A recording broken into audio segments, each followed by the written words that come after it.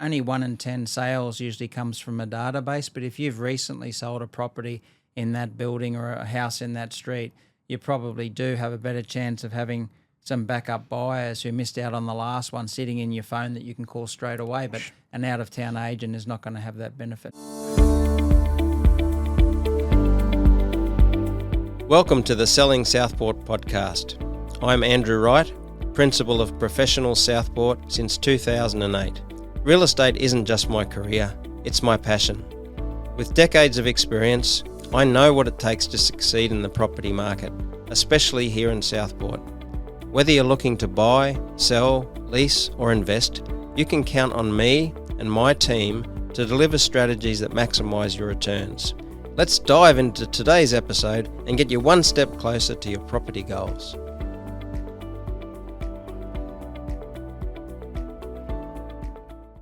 Hello everyone and welcome back to Selling Southport. Now, if you're thinking of selling your home or you've already started speaking with agents, today's episode is an important one because choosing the right real estate agent is one of the biggest decisions you'll ever make in the selling process.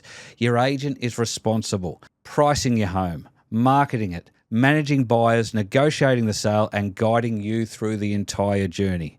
How do you actually know you're choosing the right one?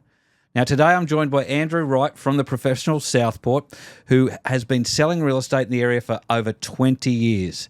Andrew, today we're going to walk through the key things sellers should know and the questions they should be asking when choosing the right agent, because it is entrusting your biggest asset to somebody else. So it's very important you get it right. Where do you start when choosing the right agent? Well, I guess it comes that most people when they're selling a home will probably interview more than one agent. So it's about finding someone that you can relate to and one that you can actually trust. Part of that comes down to the experience that they have, the team that they have around them, and what local recent experience they have in selling properties in your area or your building. Yep. When you came to me about doing this episode, one thing I loved is you said, look, it is so important, and whether you're the right agent or whether it's someone else, after having so many years of helping people sell their properties, you do know what to look for and how to choose one, and you want people to be able to make the right decision because I've spent a lot of time with it. You care, and that's what I absolutely love. So what impact can the right or wrong agent have on a result? Well, in many different facets, there's very different ways to answer that question. But the first one comes down to strategy, whether a property is ripe for an auction campaign or marketing with a price. Not all properties are suitable, so it may well be that I've seen many examples where an agent might recommend an auction with a property that may have a long-term lease in place with a tenant that perhaps won't give written approval for open homes on a weekend, and an on-site auction isn't allowed by the local body corporate regulations in the building, for example. So knowing the area and knowing that sort of thing, how do people know whether an agent knows that stuff or not? Yeah, you need to ask them. So not all agents are good running an auction campaign. Now, they may be very, very successful agents and have a good track record of selling properties with a price, but marketing a property at auction is a different skill set. So I'd encourage people wanting to list their home to actually ask the agent what success rate they've had running auction campaigns and whether their property is suitable for an auction campaign or whether it should be marketed with a price. Sure. Now, a lot of people listening to this episode are probably preparing to have what's known in the industry as a listing meeting or listing meetings with multiple agents to chat with them and work out if they're the right person. Now, most mum and dad people who own properties probably don't do this very often, maybe once or twice in their life. So tell me, what actually happens at a listing meeting? Well, usually a listing agent, the first thing they'll do is they'll come straight down to the comparable sales and provide a comparative market analysis. Now, that's not the most important thing. You want to have a relationship with an agent that you can trust, communicate with, and have faith that they're telling you what's right for you and not just trying to give you a high price appraisal for your property to get you to sign up with them. So the listing process typically is about talking about comparable sales, what sort of price range your property might fit in, and what is the best strategy for you based on whether it's vacant, whether there's a tenant in place, and whether an auction campaign or marketing with a price strategy is the right way to go. There'll be separate discussions around the costs involved with advertising, whether that can be bundled and paid for up front by the agent and maybe they get reimbursed at settlement, depending on every horses for courses, every case is different. Fantastic. All right. So what should sellers be paying attention to, in terms of body language and what an agent's saying? Because a lot of agents do have the, pretty similar spiels. What are the things they should be looking for? Well, real data is pretty important. I mean, if you ask an agent how many properties they've sold in that building in the last 12 months, they can't lie about that. So I see a lot of problems when out-of-town agents come in to try and do appraisals in our area, for example, and they know absolutely nothing about a building, for example. So recently I had a listing where I provided an appraisal to a client and the client had a good relationship with me, so they did the right thing and rang and said, look, Andrew, we're thinking of going with this other agent because they've told us our apartment's worth $100,000 more based on another comparable sale. And I said, okay, well, what number was it? And I said, well, did you know that other property was 15 stories higher and it's overlooking the Broadwater, not the mountains like yours does on the west side of the building? Context. Yeah.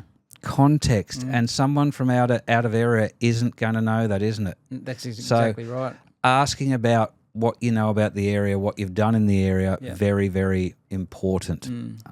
Makes sense. Because my next question was, why is local experience so important? And you've pretty much hit the nail on the head. Yeah, absolutely. Well, it's not just knowing the building. It's also, I mean, only 1 in 10 sales usually comes from a database. But if you've recently sold a property in that building or a house in that street, you probably do have a better chance of having some backup buyers who missed out on the last one sitting in your phone that you can call straight away. But an out-of-town agent is not going to have that benefit. No. And look, I would assume marketing properties in different areas, even within the same city, it changes and it's a horses for courses. So Absolutely. Knowing what marketing strategy for that local area is another advantage a local agent would have. Absolutely. No doubt about it. So highly recommend somebody local.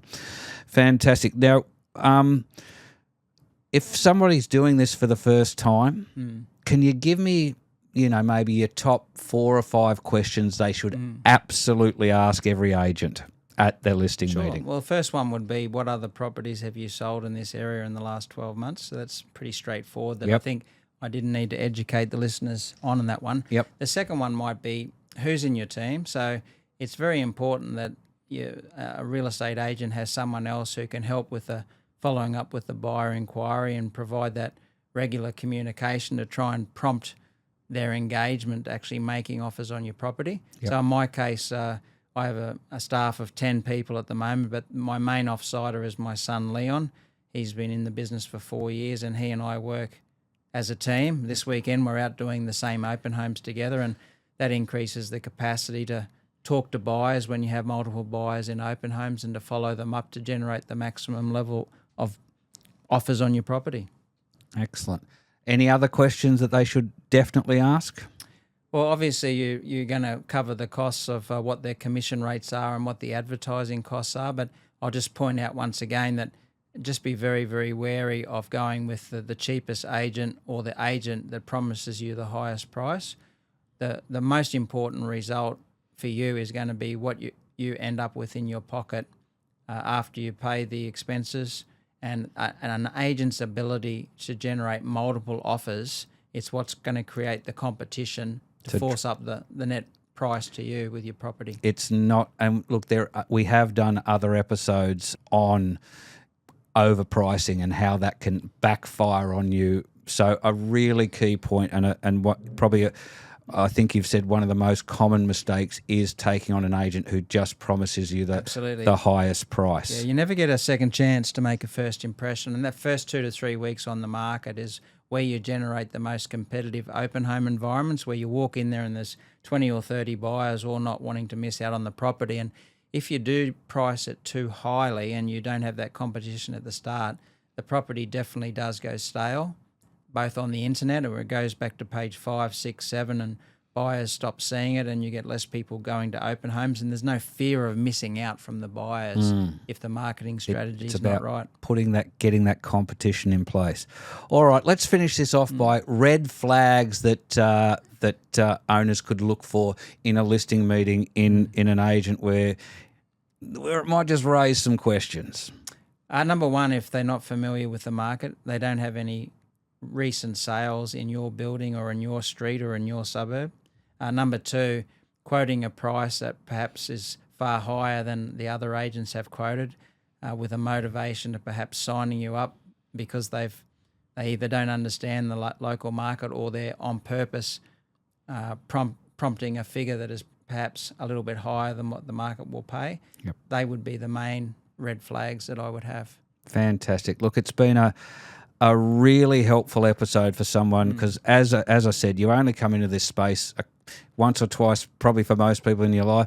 You don't know what to ask. You don't know what to look for. So, look, one of the things I love is that you've put together a checklist for sellers, about how to choose the right agent, and that is whether it's you or somebody else, to make sure that they get the right person to achieve the best result for them. So if you are looking at, selling your home, do reach out to Andrew at professionalssouthport.com.au, and he would happily send you that checklist, whether you're considering him or not, because it is the biggest decision you are going to make in the process of selling your biggest asset. So we want to make sure you get it right. All right, Andrew, so before we totally finish up, what's the one key takeaway for sellers preparing to go to market? I think the most important thing is they select an agent that they believe will be transparent with them, that will pick the right strategy. And it's very, very important that you don't shortchange yourself by not investing in professional photography. We need to make sure that the property is presented in its best light to achieve the best price for you. Absolutely. Can I just throw in a little side note as we finish there? The unit next to mine has just gone on the market. I looked at the photos and I went, oh my God, is that the house next door? It looked amazing. Yeah. Now, not to say it's not, but I'm telling you what, I could see the example of what you've exactly just said.